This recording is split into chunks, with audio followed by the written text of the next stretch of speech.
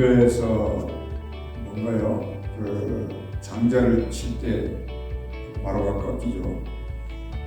그걸 기억했는지 이 바벨론이 꺾어지는 때가 언제냐 나를 이 시인이 생각하면서 어린 것들을 바벨론의 그 어린 아이들을 바위에 물려 쳐버려야 된다.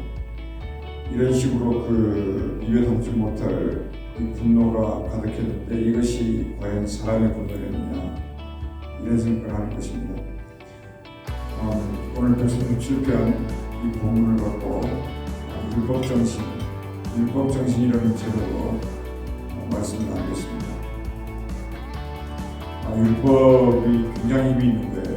이게 왜 그러냐면 이 하나님의 법이기 때문이고 다만 이 법이 이 땅에서 행해지고 이루어지기만 하면 하나님의 나라는 왕성하게 뻗어가는 것입니다. 미리 말씀드리고 싶은 것은 이 율법은 힘이 있는데 이 율법을 완벽하게 지키든지 아니면은 이 율법을 예수 그리스도의 믿음으로 지키든지 둘 중에 하나예요. 근데 이거 둘 다 율법되게 하는 것도 성령이고 율법이 믿음으로 되는 것도 성령이고 이런 연관 관계가 있다는 거죠. 소위 그 의인들이죠. 이스라엘 백성들이. 왜 그러냐면 그들이 어떠함 때문에 의인들이 아니고 하나님의 말씀을 가지고 있기 때문에 그냥 태어날 때부터 의인이다 이렇게 부르는 거예요. 예수를 믿기 때문에 그냥 의인이다 이렇게 부르는 거예요. 그러니까 의인이라는 것은 뭐하는 사람이냐면 옳은 행실을 하는 사람 이렇게 되는 거죠. 그러니까 결국에는 의인이라고 부름을 받고 의인이라고 이름을 붙이고 의인이라고 칭함을 받았는데 이 의인이 하나님의 율법과 하나님의 말씀에 따라서 올바른 행동의 열매를 맺는 것 이게 구원이다 이렇게 생각하면 돼요. 그래서 그 이스라엘이 그 의인들이 올바른 행실을 올바른 열매를 맺는데 아마 실패했을 거라고요. 그렇기 때문에 이들은 포로가 됐고 그때 엄청 울었어요. 슬픈 노래를 부를 정도로. 그러니까 분노했을 것 같고 하여튼 이 두려움과 공포가 매일매일 밀려오는 것이고 하루라도 편할 날이 있었겠냐 싶어요. 어쩔 때는 우리도 인생이 그럴 때가 있다 생각이 들 때가 있잖아요. 하여튼 가장 중요한 것을 잃었고 사면이 낭떠러지고 소위 그들이 말하는 그 거룩한 분노, 이 거룩한 분노가 쌓여서 폭발을 했는데 그게 오늘 본문입니다. 예레미야가 애가를 쓰잖아요. 그러니까 그런 것처럼 이 시편도 이렇게 애가가 있다 이렇게 생각하면 되시는데 그 여러분 알겠지만 바벨론에서 70년 포로로 있다가 돌아온 거 아닙니까? 그러니까 이들의 생각 속에 믿음 있는 사람들은 이런 생각을 했어요. 70년 잘 지내고 있으면 여기서 고국으로 돌아간다고 했는데 이들의 기억 속에 70년을 지나는 중에 정말 슬펐던 그 이야기 하나를 여기다 적었어요. 70년 포로 생활 동안에 바벨론에 저항할 수 있는 힘도 없고 그러니까 이거는 정반대가 되어버린 거예요. 그러니까 뭐냐면 우리 여호와 하나님이 이스라엘이면 기억해야 되잖아요. 항상 뭐냐면 천지를 창조하신 분이 우리 하나님입니다. 공의를 가르신 분이 우리 하나님입니다. 우리를 가나안 땅으로 인도하신 분이 우리 하나님입니다. 이 세 가지의 이 이름, 이 세 가지의 그 주제를 이스라엘 백성들은 언제든지 머릿속에 담고 사는 거예요. 근데 그 하나님, 그 힘인 창조의 하나님, 공의를 가르신 하나님, 세상에 살 수 없는 일을 하신 하나님의 이름을 통해서 우리가 하나님의 백성이 되었는데 지금은 바알의 백성이 되어버렸다는 거예요. 그러니까 바알이라는 것은 세상의 풍요를 말하는데 세상의 풍요의 힘 밑에서 지금 얻어먹고 있고 그 밑에서 지금 구걸하고 있고 그 밑에서 종노릇하고 있다는 거. 그러니까 세상이라는 게 이렇게 하루아침에 뒤집어져 왔다 갔다. 근데 그런 와중에 우리가 누구냐, 우리가 도대체 어떤 사람들이냐 이거를 잊지 않고 살자. 이거를 지키는 사람들이 있었다는 거예요. 이 의인들이 있었다는 겁니다. 그 지도자 몇몇이 있었다는 거예요. 그래서 이제 두 번째는 이제 70년이 끝나려면은 아직 더 많은 세월을 기다려야 되고 70년이라는 것을 확실히 믿지만은 더 많은 세월을 기다려야 돼. 뭐 36년이 언제 끝날까? 끝나긴 끝난다는데 기다려야 돼. 참 별일이 다 있었어요. 그리고 또 70년 동안에 거기 와가지고 예레미야에게 말했잖아요. 하나님의 생각은 재앙이 아니라 평안이다. 좋다 이거죠. 평안인데 그런데 우리에게는 재앙이라고 말이에요. 아직 평안이 이루어지지 않았습니다. 그래서 거기서 이제 결혼도 하고 이제 2세도 낳고 이랬지 않았겠어요? 70년 동안에. 근데 2세들은 아예 예루살렘에 대한 생각도 굉장히 희미해요. 뭐 안개에 쌓여 있는 것처럼 예루살렘 그게 뭔데요? 이런 2세들이 많다는 거예요. 그 풍요에 젖어가지고. 그래서 이들이 바벨론에 이게 포로가 되어서 와서 이 바벨론의 이 사방을 둘러보니까는 강변 1절 말씀에 있는 것처럼 바벨론의 여러 강변이라고 그랬다고. 그러니까는 이 강이 많다는 것은 이 풍요가 말할 것도 없다는 거예요. 나일강 하나만 가지고도 전 세계를 먹여 살렸는데 이 바벨론은 그런 것이 4개나 있다는 거예요. 그러니까는 이 강에서 막 쏟아져 강이 많다는 것은 뭐냐면 산이 높다는 것이고요. 뭐 관광지라는 것이고요. 없는 게 없다는 거예요. 적어도 그 당시에. 거기에서 모든 것들이 나와가지고 오늘날 인터넷까지 쏟아져 나오는 거죠. 그러니까 그런 그 환경이 이 예루살렘과는 비할 수 없이 아름다우니까 웬만한 율법과 믿음 가지고는 전부 거기에 빨려드는 거죠. 오늘 세상을 생각하면 답이 간단하게 나옵니다. 그러니까 거기가 뭐냐면 사실은 에덴 동산이 있던 자리예요. 노아의 방주가 있던 자리고. 그래서 이들이 이런 것까지 생각을 했는지 안 했는지 모르겠는데 시온을 기억하면서 엄청 울 수밖에 없었다는 거예요. 이걸 뭐라고 표현을 해야 될까요? 정말 각자가 하고 싶은 말이 너무너무 많을 거라고. 그 중에 하나 생각해 보면은 우리는 진짜 무슨 신의 개천 같은 요단강 그 쫄쫄쫄쫄 흐르는 요거 하나 갖고 중리산이 했는데 바벨론은 비록 포로로 왔지만은 그보다 그냥 어마어마한 강들이 막 사방천지에 널려 있는 이런 땅이 있었단 말이죠. 그래도 율법 정신이라고 하는 것은 노래할 기분이 아니라는 거예요. 일단 이스라엘 백성이면 수금, 하프라고 하는 이거를 먼저 버드나무에 걸자. 우리 노래할 수 없다. 이게 이제 이스라엘 사람들의 고집인데, 그러니까 이 하프를 걸었다는 것은 뭐냐면 찬양하지 말자는. 그리고 뭘 걸었다는 것은 목을 걸었다는 거예요. 저기다 하프를 건 게 아니라. 그 이유가 뭐냐면 3절에 있는 것처럼 이 바벨론 사람들이 막 노래를 부르라 그러고 우리를 불러다 놓고, 그러니까 이 포로들을 여러 강변에다가 이렇게 흩어놓은 것 같아요. 그러니까 거기에서 그냥 너희들 그냥 먹고 살고 포로로 있으라고. 그리고 우리의 막 기쁨조가 되라 그러고 뭐 딸랑이 역할을 하라 그러고 세상에 하나님의 백성을 데려다 놓고 그냥 머리채를 끌고 왔다 갔다 하는 이런 걸 상상하고 광경을 하고 겹치고 막 닥치고 고통을 당하니까 이건 어떻게 이거 노래하지 말자 이거. 노래하라 그러면 차라리 죽자 이렇게 나가는. 거기다가 시온의 노래 중에 하나를 불러보라고 이렇게 하니까는 이들이 이제 더 이상 견딜 수 없고 차라리 죽자 이렇게 나가는. 이게 율법 정신이고 이게 두 가지 에피소드가 있어요. 이들이 이제 어떤 소문을 들었을지 몰라요. 정말로 느부갓네살이 처음 왕 아니었습니까? 그리고 이제 벨사살 왕이 바벨론의 왕이었는데 이들이 그 왕의 시대를 다 지난 거죠. 같이 지났어요. 근데 여러분 알겠지만 이 벨사살 왕이 이게 술에 취해가지고 전쟁에 나가야 되는데 안 나가고 고관대장들을 불러 앉혀놓고 참 술 파티를 벌였지 않습니까? 근데 그건 좋은데 자기의 부왕 느부갓네살이 예루살렘을 무너뜨리고 그들의 전리품을 끌고 올 때 예루살렘에 있는 제단에 쓰는 이 금대접, 은대접 이런 모든 것들을 다 가지고 가고 있어요. 전리품이니까. 그런데 갑자기 술이 취해가지고 왕이 데려다가 뭐라 그러냐면 저기 창고에 있는 예루살렘 성전에서 가져온 그 제단 기구들을 좀 가져와서 술을 따라서 부어라 마시라 이랬다. 그랬더니 벽에 메네베네 네겔 우바르신이라는 글씨가 손바닥만하게 쓰여져 버렸다는 거 아니에요. 그 글을 읽자마자 이 왕이 정신이 혼미해서 돌다니 그날 밤에 죽어버렸어요. 그러니까 이거를 이제 하나의 이야기면 이 이야기를 적어도 이 애가를 지은 이 시인은 기억하고 있을 거라고요. 이 하나님이 누군가라고 하는 것을 전지전능하시고 하나님의 것을 함부로 해가지고 됐던 일이 이게 역사상 한두 가지가 아니라는 거예요. 근데 이거를 기억하니까 거기에 대해서 우리는 버티자. 이 바벨론은 끝난다. 이거. 그러니까 율법이 믿음으로 바뀌는 거예요. 두 번째 에피소드는 우리가 마태복음 16장 이야기를 알지만은 이 도대체 그 악한 것들이 바리새인과 사두개인 속에 들어가가지고 무슨 일이 벌어졌다고 그랬어요. 예수님이 지나가니까 붙잡아 놓고 야 너가 하나님의 아들이면은 하늘에서 오는 표적을 우리에게 보여봐 이렇게 말하잖아요.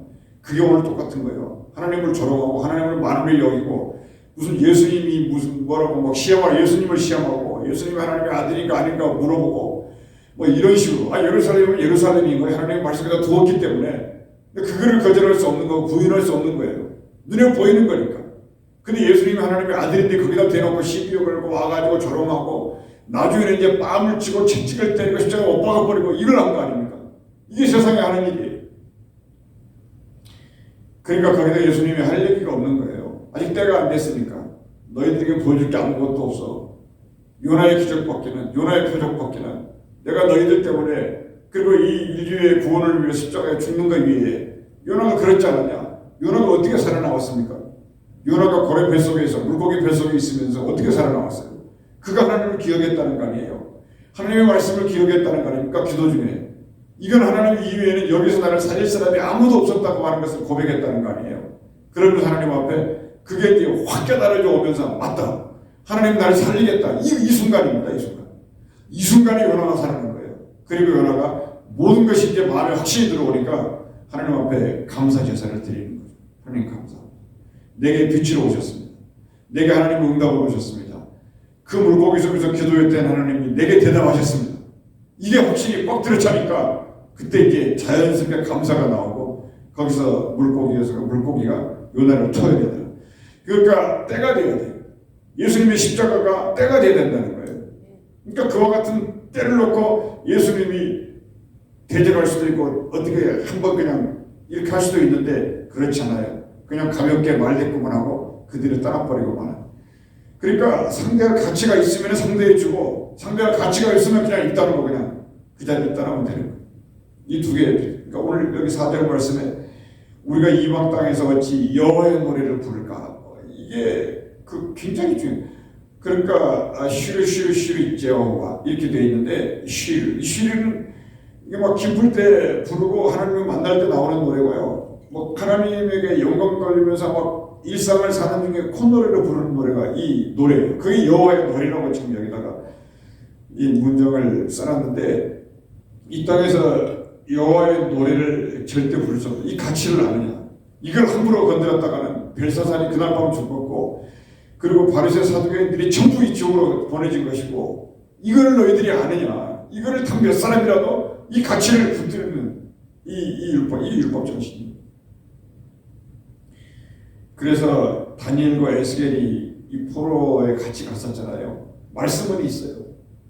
다니엘과 에스겔이 모여라 그럼 모여서 예물도 드리고 다니엘과 에스겔이 제사장과 예언자 아닙니까? 이들이 말하면 하나님의 말씀을 잃어버렸던 말씀을 듣고 별 얘기를 듣는 게 아니에요. 그들의 기억 속에 있었던 하나님에 대한 기억을 되새겨 주는 것이고 모세로부터 십계명을 계속 읽는 거예요. 이거 외에는 모여서 이게 하나님을 기억하면 뭐가 없는 거죠. 근데 그 말씀은 있었는데 오늘 여기 예가는 우리는 찬송을 하고 싶었는데 찬송을 하지 말자. 그러니까 소홀히 말이야 여호와의 노래를 부르고 시켰다는 거. 이 말은 뭐냐면 하루빨리 고국 땅으로 돌려보낸다는.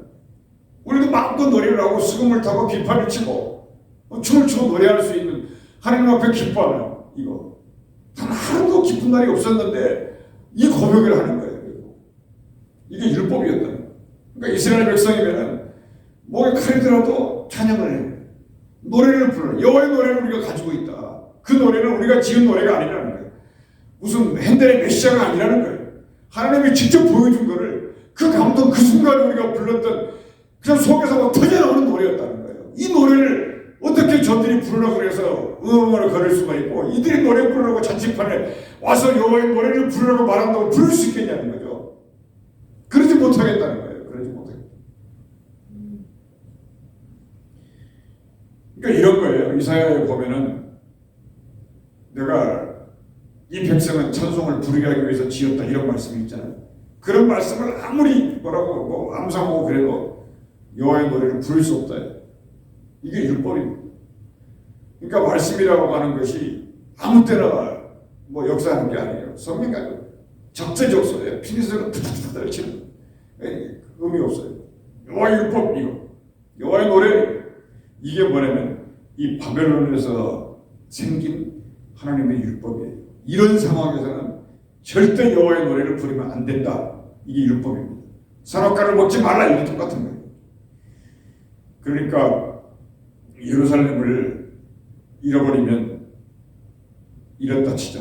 그래 잃어버렸다. 함락이 됐다. 그렇지만 예루살렘을 잊어버리면 그걸 기억하지 않으면 우리는 모든 게 끝이다. 이런 배경의 정신이 있는 거예요. 그래서 여기서 우리가 수금을 타는 날은 내가 오늘 말씀에 있죠. 예루살렘을 포기하는 것 같다. 이게 믿음이에요. 율법과 믿음이 같은 거예요.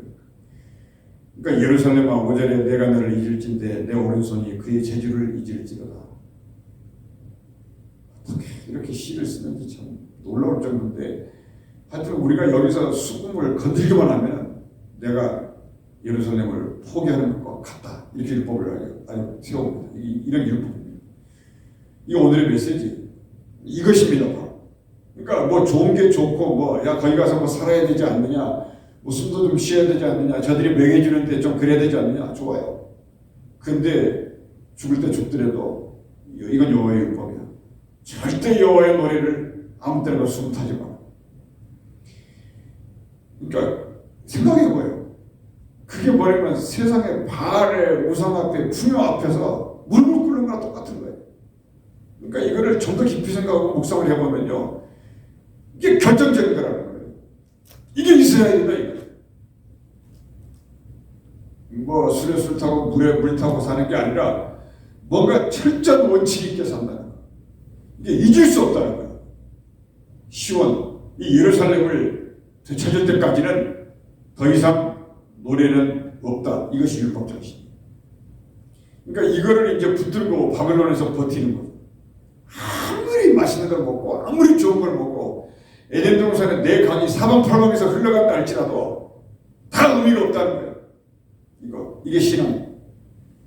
막 군인처럼 막 목을 내놓고 마치 세탁소에서 막가린 드라이된 옷처럼요 쫙쫙 산이 잡혀 있고요. 정말 입기가 막 아까워. 이런 율법 정신.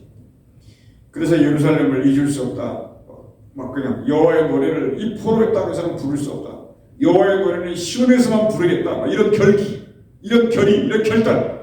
그날을 잊을 수 없는 사람들. 나는 없어도 예루살렘 부서지면 안 된다는 거. 나는 없어도 하나님이 있어야 된다는 거. 막 이런 거. 그런 거 있잖아요. 그러니까 이 역사의 이 교훈을요, 이 바벨론 포로라고 하는 이 역사의 교훈을 인생의 성숙의 기회로 만드는 것은 뭘까요? 결단이에요. 뭐 그냥 이건 아니다라고 딱 뭐가 생각 속에 들어오면 끊는 거예요. 이게 결단입니다. 그냥 마음의 결심을 하고 끊어버리는 거예요. 이게 이스라엘 백성들 속에 몇 명이 흘러나와가지고 예수까지 온 건데 이게 인류 역사에 지켜지기가 참 어려웠다는 거죠. 불과 소수의 몇 사람은 지켰어요, 사실. 소수의 몇 사람. 근데 이것이 이제 안 되는 거죠. 그래서 예수의 십자가의 은혜가 성령을 통해 오면서 지켜지기 시작하면서 하나님의 나라도 엄청난 사람들이 몰려서 하나님의 나라도 벌써 들어갔다는 거죠. 바알에 무릎 꿇지 않은 7천만 명 있는 게 아니에요. 7천 7억 어마어마한 사람들이 성령에 와가지고요 하나님의 나라를 보고 들어가고 막 지금 그러고 있는 거예요. 우리 인생에 과연 그 율법 정신이 뭐가 있을까? 그래서 오늘 말씀에 아예 수금을 내 목을 걸듯이 벗어나오면 일단 걸어. 이거예요. 이게 결단이에요. 그러니까 아예 수금 튕기는 손가락을 잘라버리고 싶어. 거기 나오죠. 6절 말씀에 내가 예루살렘을 기억하지 아니하거든지 내가 가장 즐거워하는 것보다 더 즐거워하는 것이 아닐진데 내 혀가 입천장에 붙어버려요. 이게 율법입니다. 그러니까 내 입술로 만약에 여호와의 노래를 저들이 부르라고 조롱했을 때 내가 불렀다. 예수님이 거기서 하늘로부터 표적을 보여라 했는데 표적을 보였다. 손을 잘라버려. 아예 그런 식으로. 그러니까 그냥 수금 튕기는 손가락을 그냥 아예 잘라버리고 내 이 천장에 그냥 혀가 붙어버리라. 아예 노래를 못해. 내가 벙어리가 되겠네 아까. 그 사더라도 그 벙어리가 되어버렸잖아. 혀가 천장에 붙어버려 죽겠다. 그게 뭐냐면 아예 내가 한번 역사상 내 기록에 내 노트에 내가 바벨론 포로가 가지고 저들이 노래 부른다 그래서 나도 노래를 불렀다는 이런 기억을 내 역사에 남기고 싶지 않다. 이런 것들이 율법의 힘이고요. 율법의 정신이 이스라엘 백성이 그런 겁니다. 오늘날에도 모두 일상에 1번, 2번, 3번, 4번 비상전화를 누르잖아요. 우리가 위기 때 그런 것처럼 이 코드를 전부 붙여놓고요. 이건 이러면 안 되는 거야. 이건 이러면 안 되는 거지. 이건 이러면 안 되는 거지.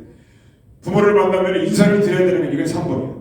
그리고 하나님을 경배해야지 이건 5번이야. 이런 식으로 전부 코드를 붙여놓고 아예 태어날 때부터 머릿속에 박아버려. 이게 율법 정신. 이걸 아예 그냥 아브라함 때부터 지금까지 쭉 배우기 때문에 누가 이걸 지키는 이스라엘 백성, 안 지키는 백성이 아니고 지키는 이스라엘 백성은 당할 지각이 없는 거죠. 그런 얘기입니다. 그래서 드디어 이들이 이제 7절 말씀에 보듯이 기도 제목을 만들어내요. 이게 위대한 시인이에요. 기도 제목을 만듭니다. 여호와여, 기도하잖아요. 예루살렘이 멸망하는 날을 기억해달라. 그리고 이 예루살렘이 멸망했을 때 두 나라의 원수가 있었다. 하나는 내부적으로 야곱의 형인 에서, 이 원수가 끝까지 원수짓을 했다. 그 다음에 두 번째 바벨론이라는 이 두 개입니다. 이 두 나라를 가만히 두지 말아라. 이 거룩한 분노가 그 두 나라가 끝나기 전에는 해결이 안 된다. 이게 율법입니다. 이 율법과 함께 굴러가요. 율법이 나와 내가 율법이에요. 그러니까는 뭐냐면 이에는 이고 눈에는 눈이에요. 이게 세상 논리가 아니라 이에는 이런 대처를 해줘야 되고 눈에는 눈으로 해야 돼요. 철저하게 복수해요.